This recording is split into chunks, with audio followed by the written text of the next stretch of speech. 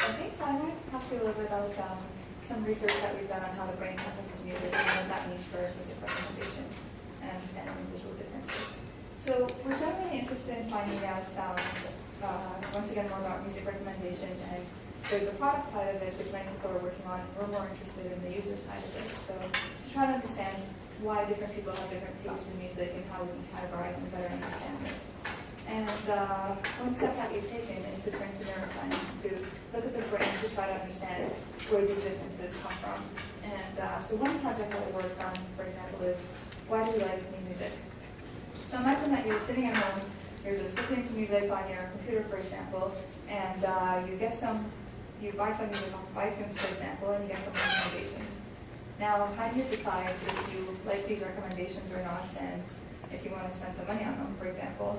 So I'll play for you a piece of music, and as you're listening to this, especially if it's new, try to think about what might be happening in your brain, or how you might be going about thinking about whether or not you like this piece of music.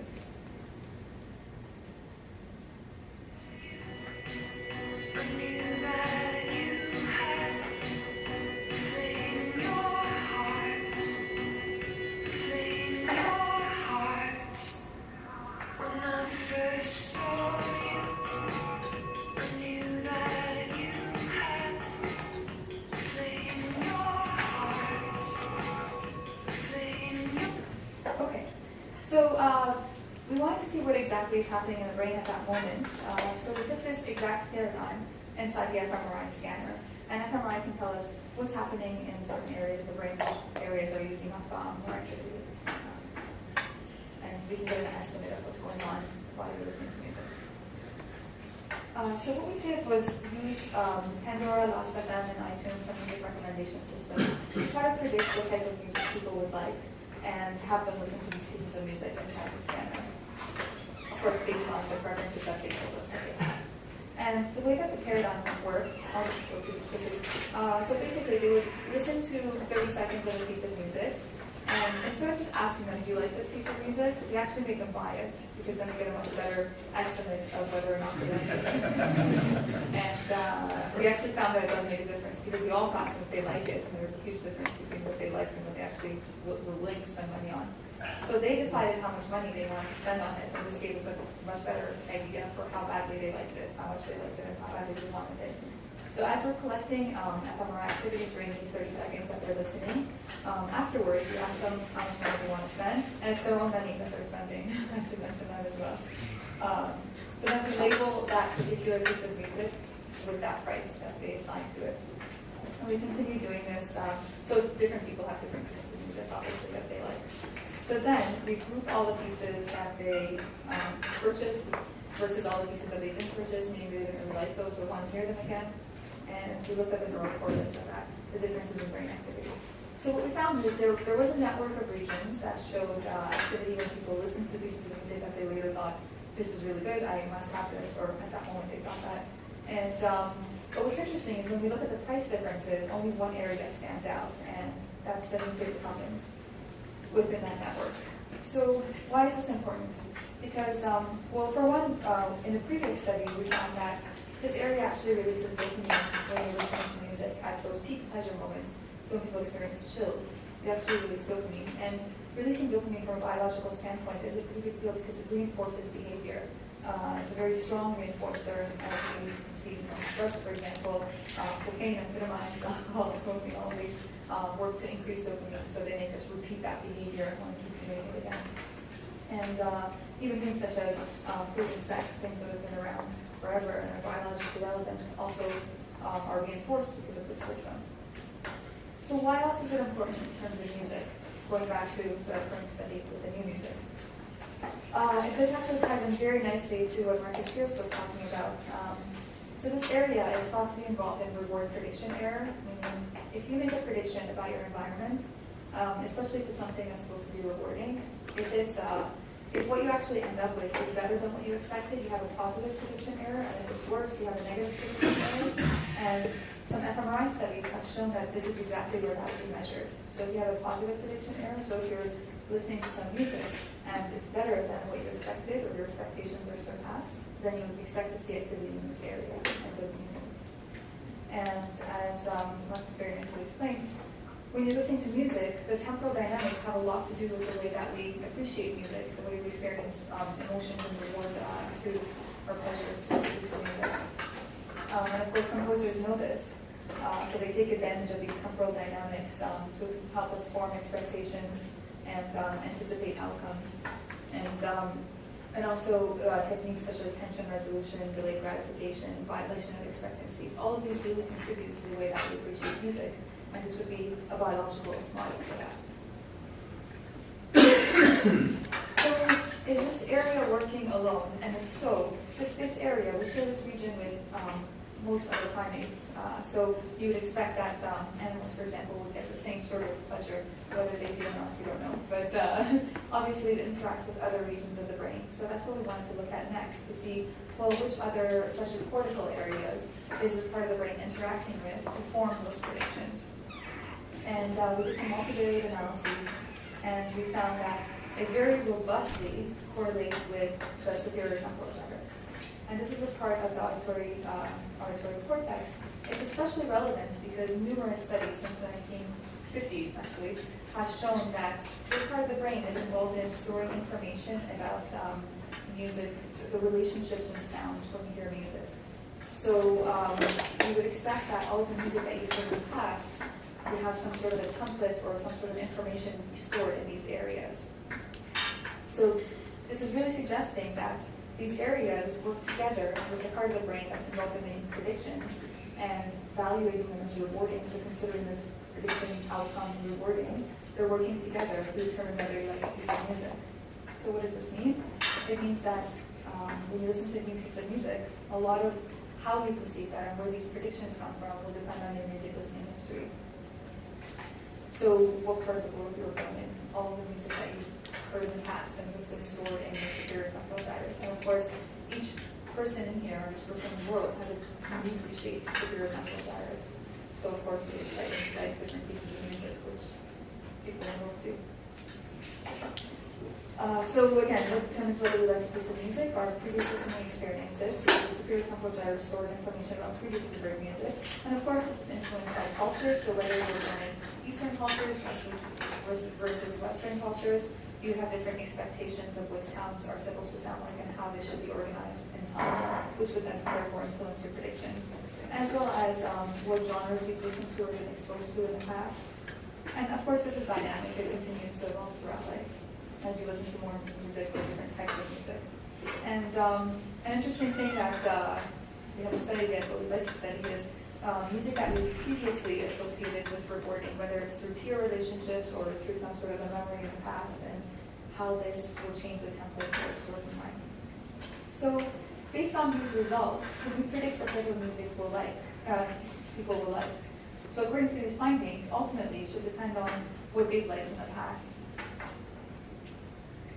So, can we predict this? Can we model this in some way? So we conducted some online surveys, some questionnaires, and at this one we have about 650 participants so far, but it's ongoing, so it's still going on. And I'll show you some of the preliminary results today. And so here, again, it's international. We have people from the United States, Canada, Europe, South America, and other countries, and 50% male, 50% female, and the age range is between 40% female. Age range is between 18 to 85. So here, this is just a little fun thing, just so you can see where we're going with this. So if what you're listening to now is R&B and soul, for example, based on our sample, this would be predicted by you listening to classic rock in your teens, in your 20s, R&B and soul, blues, oldies, hip-hop and rap, and world in currently. So you're listening to this now, in addition to R&B and soul. And these were obtained by a regression analysis. So if you're listening to this, what do you think, if this is your listening history, what do you think you're listening to now?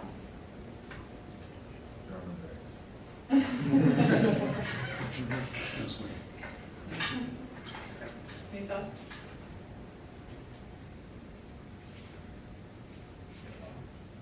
Yes. So it seems to be fairly consistent with some interesting choice. So hip hop and Latin, I guess, go together in teams, and interesting. for our sample anyway, for now. What do you think this might be?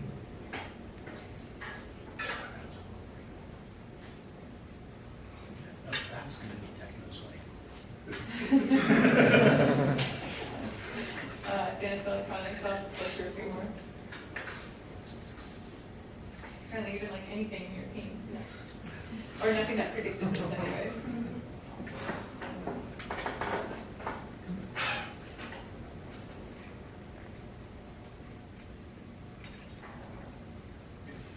Any thoughts?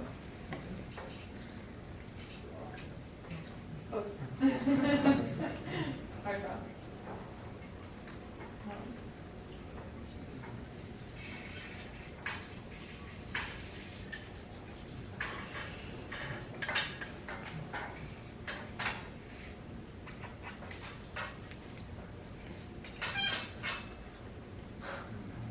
Is this a tough one?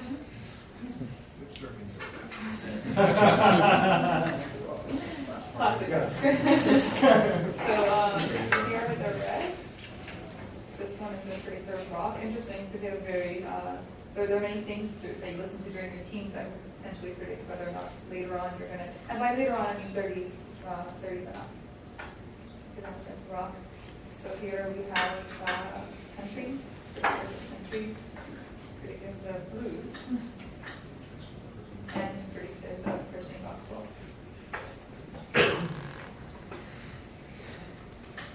So basically this is where we're going with this, and so another question that we're interested in is how do music preferences change over time? So we did cross-sectional studies, cross-sectional analysis looking at, for example, people in their teens, what type of music are they listening to now? And the most popular choices seem to be alternative indie, rock, and dance. And then we also looked at the people in their 20s and asked them, what did you listen to in your teens? And we wanted to see how that has changed with what they're listening to now. So what's interesting is that popular music has significantly decreased since their teens, but the ones that have increased, there's a whole bunch that have increased actually.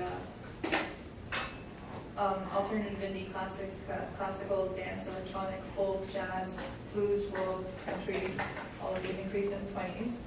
And then we also asked people in their 30s, and here you see once again popular decreasing, and jazz, world, folk, and blues are increasing. So it's not as heterogeneous as people in their 20s, but some of the genres tend to increase in people in their 30s. And in their 40s and above, jazz and world seems to increase, whereas popular and rock seems to decrease. So some conclusions. Musical preferences are fairly stable over time, it seems. Alternative, indie, rock, and dance music are most popular amongst teens. There's heterogeneity of preferences that reaches a peak in the 20s, and there are preferences for popular music that generally decrease as individuals age, whereas preferences for jazz, classic rock, folk, blues, and world music increases with age. And we would like to improve some of these methods for predicting and modeling preferences based on past preferences. So ideally, if you filled out a survey telling us what you listened to in the past, it would be great if you could predict what you are likely to like now based on that. And of course, we really like to tie this into the neuroscience aspect of it to see how the way that the brain has been shaped throughout your life, especially these cortical areas, are now influencing how you listen to and appreciate music and what you find rewarding. Oh. And thank you to my collaborators. Once again, I'm in Macintosh and also Rock and Research Institute, which is where I'm doing my postdoc right now, and Albert Valorie, my PhD supervisor, and Dad from Google, and Dad from Kasha from Melissa, and our funding. Thank you.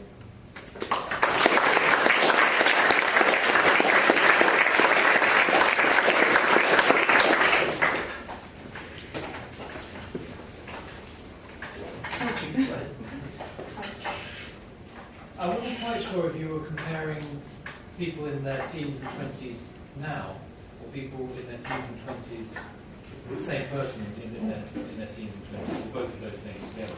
The same person. So those slides were longitudinal. So exactly, it's not a concept, but then everyone after that, so it was that same person, what they recorded listening to in their teens, 20s, etc.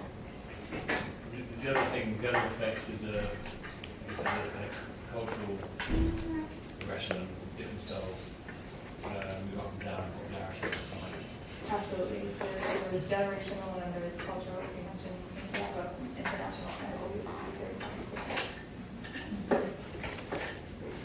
Yeah, we just mentioned generations. We just finished something where we find that our teen coming, our college students, they like their own music, but they like their parents' music and their grandparents' music. So, do you have any information about what these people are hearing when they're growing up? We asked a separate group of people, and this was very interesting because actually the people that we scanned for the first that were presented, we asked them what music they were growing up listening to, and a lot of them said, I really like the music that my parents listen to, and that's what I grew up listening to. So it'd be really interesting. You would have to have a very systematic way of looking at that. But it'd be very interesting to see how much your parents' influence is just by whether they're musicians or not, and whether they're just playing music around the house. Influence. I suspect it's a little passive.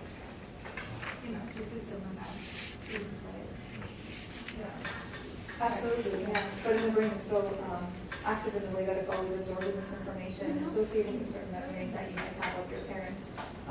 For me specifically, there's certain pieces of music that really trigger me because I've heard them in the context of my family and my parents as I was growing up. And now when I hear them, it's just the range of emotions that those can induce in me are beyond anything else. Do you find any sort of, I see these relationships here, and I'm curious about it, if there's evidence of a sensitive period or a critical window of, like, I would think of when I was 17. Like, if you listen to the songs, like, every song in the 60s is about someone who's 17 in the first place, so usually a girl. But it seems that I've noticed that people tend to, it's a general topic, obviously popular music, I might listen to popular music now, but it's not the music that's popular now, it's the music that might have been popular when I was 17, so that changes. So I guess people just tend to idealize like music that was popular when they were 17. Is there any evidence that there's like this anything developmental about that, or something that's happening in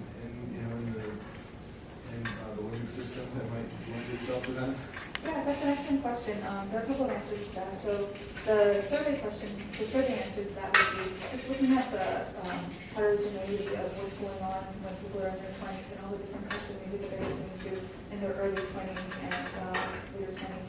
So in conjunction with what we're finding in the poster that I'm presenting later, which is that when people are in their teens, they tend to sort of follow their peers, and then when they're in their 20s, they tend to explore and discover their own tastes and they kind of prefer things that not many people know about and so on, in their own directions. So yes, it does seem that somewhere between 18 to 25 music means the most to them, and that's also coming from the survey. They would rank it in the top 5 more often. Whereas later in life, not everyone does. Some people continue to do so. Some of those are musicians, and some of those are just fans, but not everyone does. That definitely drops. Now, there are a couple of very scientific explanations for that as well. One is that everything is so novel, everything is so new during that time, and emotions are so intense, and you're experiencing these for the same time. And music just happens to be paired up with a lot of that.